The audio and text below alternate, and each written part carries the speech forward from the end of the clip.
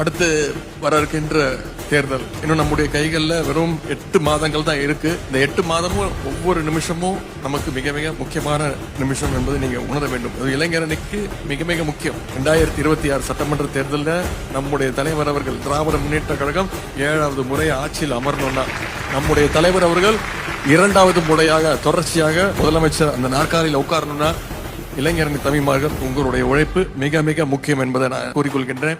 தலைவர் அவர்கள் ஒரு டார்கெட் பிக்ஸ் பண்ணி கொடுத்திருக்கிறாங்க. ஓரணியில் தமிழ்நாடு அப்படின்ற டார்கெட்.